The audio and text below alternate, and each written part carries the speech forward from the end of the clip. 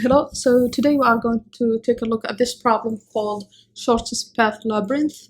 And the problem basically says we get a map that represents a labyrinth, or like we get an input that represents a labyrinth, and our task is to find a path from a start to an end, and we can walk either left, right, up, or down. And the input we get is n, m, which are the height and width of the labyrinth. And we get the string representing a labyrinth, a list of strings basically representing a labyrinth, so something like this. And then we get the width and the height, right? So the number of rows and the number of columns. So here, for example, we have 5 rows, and for each row we have 8 columns. And the goal is to find the shortest path from S to E. So we want to return the shortest path to get from S to E, and if there is no path, we need to return an empty string. Okay, so pretty much we get this list of strings, and then we get the number of rows, the number of columns, n and m, and we want to return the shortest path to get from S to E. So in this specific example, the result is this, because the shortest path is to go left. So we go left here, and then we go down again, and then from there we keep going right until we reach here. We go up and reach E. And so here, going left is represented by L, going down represented by D, going left is represented by L, going right represented by R, going up represented by U, right? So this is the problem. Now let's see how we can solve it. Okay, so let's see how we can solve this problem. So I have here the first example, and you can see here what we can do is just go left, right? So left, and then go down, and then go down more to this here. So we'd go here. So go down 2 times, and then go right 1 time, go right another time, right again, right again, right again, and then go up, and we reach the end and we are done. This would be the shortest path, right? Now usually shortest path in a graph are solved with BFS, right? And here we aren't given like a graph, but we can construct implicitly a graph, right? And so implicit graph here, because for each node here, the neighbors are, you could either go, for each position, you could go left, right, down, or up, right? And so pretty much each position has the neighbors to going left, right, and up and down. Each position has neighbors going basically up, down, left, right. Okay, so up, down, left, right. So with this, we already have the graph. We don't need to construct it like at the start, but we can construct it whenever we get to a position. We can just go left, right, up, and down, and that would be basically traversing the graph, but in a way implicitly. And so that's pretty much it. The rest would be just doing BFS. But for this problem, since we get just the labyrinth in general, we don't get like the position of the start and end positions. So we need to go and find the position that we need to start BFS from, right? So let me write down the steps here. So the steps for this solution would be, so first go through the labyrinth that we get and find position of S. Okay, and then after that we can just do normal BFS, run BFS on labyrinth as a graph. So if we call this P1 using P1 for neighbors, right? So using P1 for neighbors, and then in each node of the graph, so let's call this 2.1, in the queue of BFS, the node structure So we put in the queue for BFS, we put a node. The structure would be, of the content there would be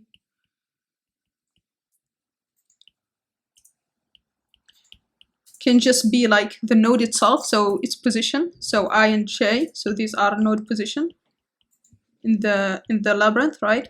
But we also need the path. The problem wants us to return the path, and so we will need a path, and this would be, for example, this would be the path to reach. So this is the shortest path to reach ij from S, right? Because we'll start our BFS starting from S, from the position of S that we found in step 1. And as another step for our BFS, basically stop when reaching end, right? The position E, a position that contains E, that's the end. And then after that, we could just return whatever the path we have when we reach at E, path at E. And that's pretty much it. So very straightforward application of BFS here. The main idea that we should get used to is this implicit graph here. And the fact that in the queue of BFS, we can keep whatever would help us solve the problem. In this case, what will help us solve it is keeping track of the path here. Okay. If you were asked, for example, the length of the shortest path, we'll keep maybe just a number here, let's call it D.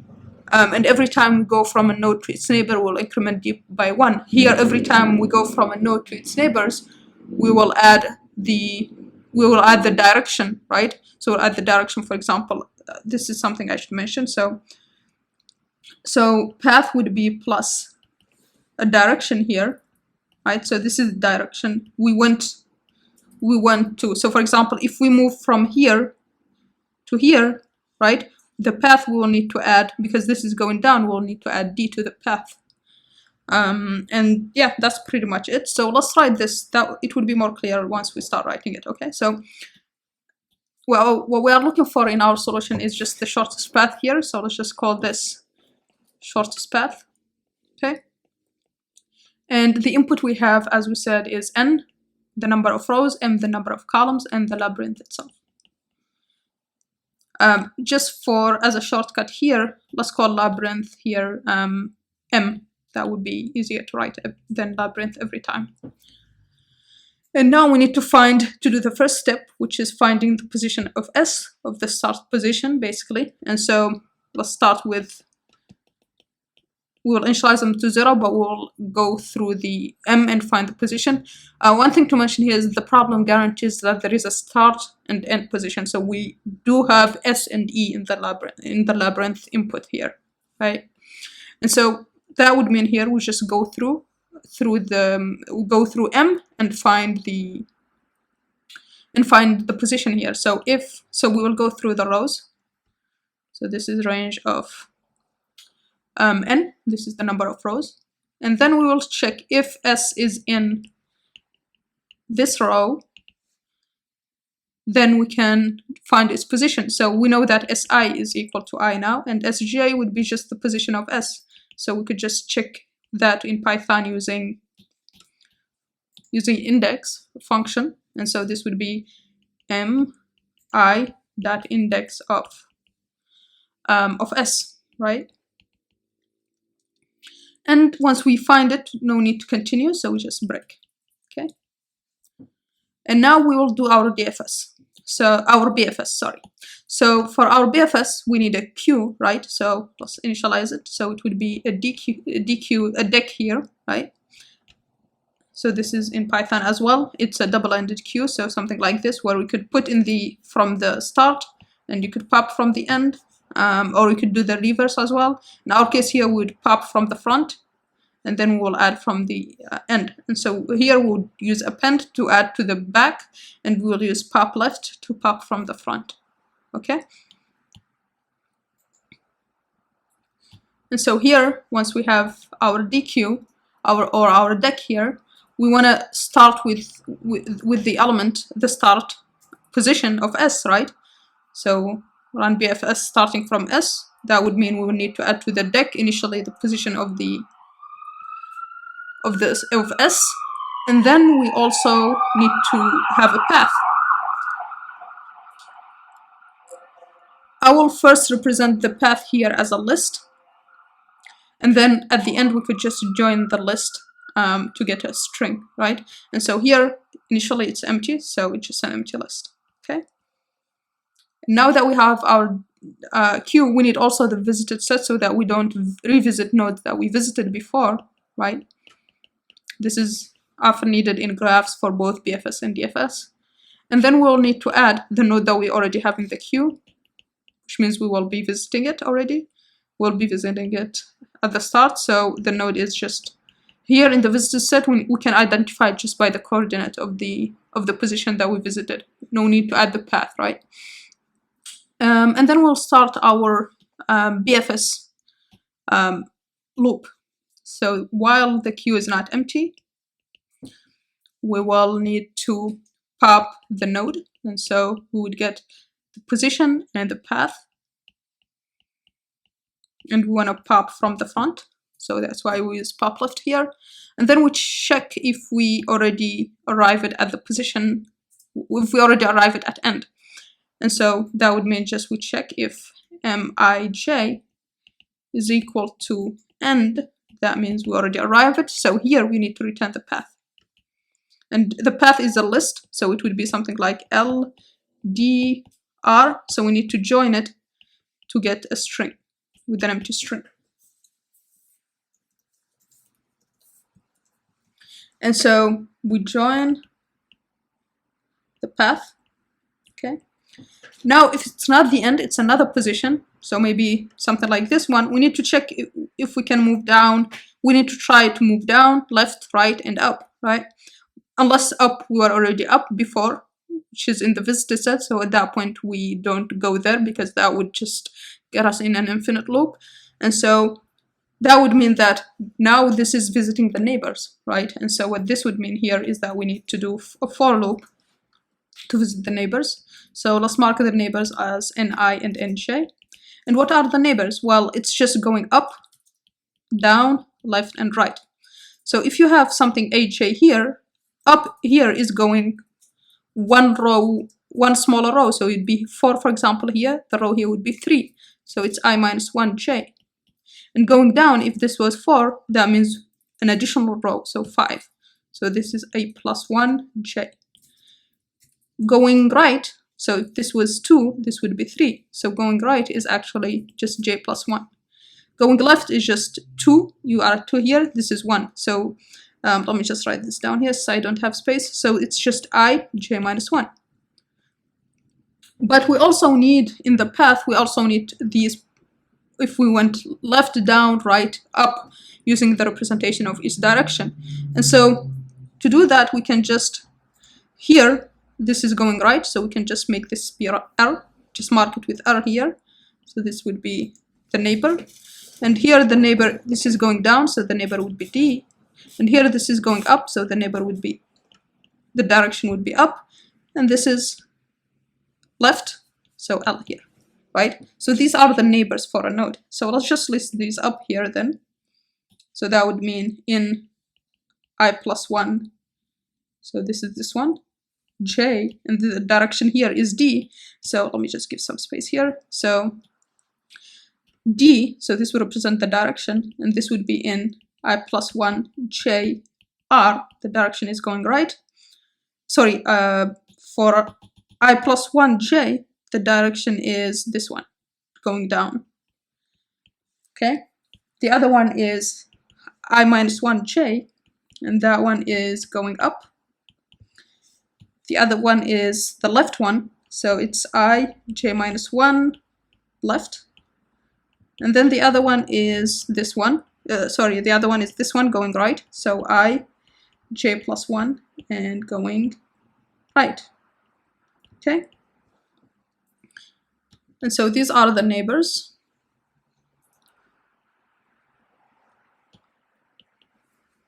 Let me just get rid of that. And now, once we have the neighbors, we need to check that the neighbor here is valid, is something that we should go to. And we have two conditions there. It needs to be within the boundaries, right? We don't need to go outside the map, outside the labyrinth or the maze. But we also need it to not be a wall, because so here this represents a wall, this represents a floor, and this represents the start position, this is the end. Floor we can go through, but when we hit a wall, we can't go anymore. So we need to check that it's not a wall. And then additionally, we need to check that it's not something that was visited it before, because if we visited it before, like going up here, then we'll just go back to where we came from, and that would be just a loop. We'll go back to where we came from, and then we'll go down again, and then we'll go up again, and that would be an infinite loop. So we need three conditions, right, for validity. We need it to be in boundaries, right, in right boundaries. And then we need it to be, let me just write this down, in boundaries. And then we need it to also be not visited before. And we need it to be not a wall, okay, which means just different than this. So these are the three conditions that we need. So let's write them down. So our conditions are, first, that it's in the boundary, it's valid, so that means ni is between 0 and number of rows, and the column is also valid, so it needs to be between 0 and m, and we need it to be not a wall, and so we already did this. Not a wall means that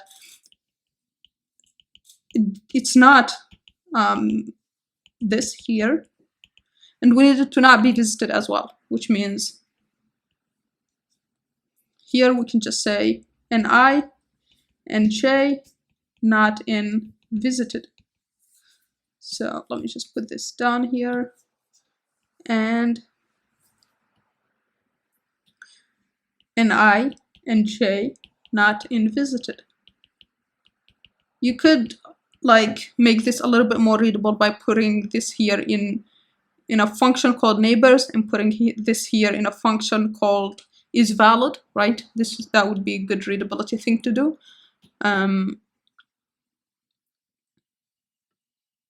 But here, just in sake of going more quickly, I will leave that out. And then once we know it's valid, we can add it to the visited set and add it to the queue, because now we will go through the queue and visit it. We know that we will do that, and so we'll just say that visited, we need to add the new node that we'll add to the queue now, and so we'll append it to the queue. And to append it to the queue, we have the position, but we also need the path. And the path is the path that got us to ij, but also the path that got us from ij to nij. And the path that got us to nij, that's marked with this d here. That tells us whether we went left to get to nij, or we went right or down or up, right? So that would mean we will need to add that here, which would be path, right, plus d. We add it as a list so that it can be added to a list, right? So that we can continue to have path as list. Sorry about this. Okay, and that's pretty much it actually. Now, if we went through the BFS and didn't find E, so we never hit this here, then at that point we can just return an empty string. So let's do that. So if we didn't find anything, we can just return an empty string. Okay, so let's go through this again. So first, we find the position of the start, which is here, right? So we find the position of the start, it's I, it's j, and once we find it, we break. Then we start our BFS, normal BFS. We construct the queue, we have the visited set, we pop from the front, and if we reach at the end, we just print the path. Otherwise, we go through the neighbors, which are left, down, up, right.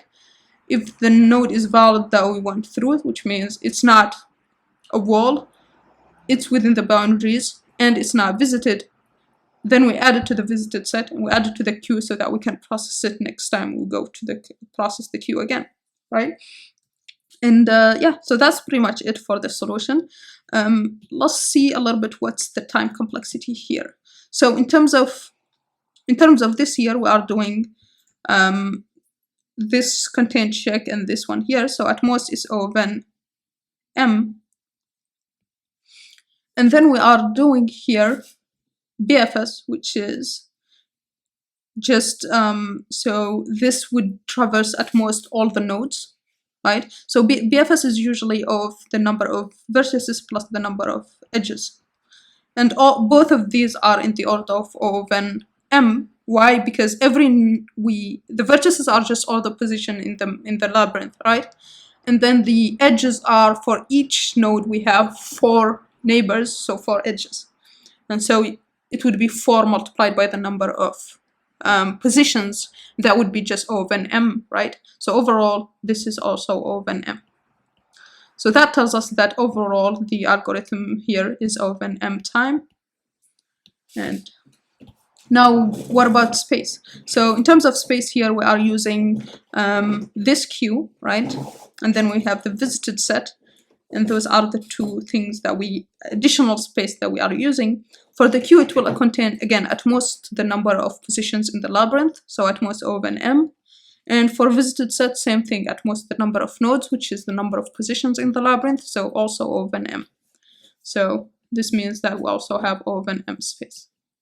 Okay, and yeah, so that's it pretty much for this solution. Let's run it on an example and see it coded, and then from there we could run it on some test cases. Okay, so now let's see the solution here. So same thing here as we saw in the overview.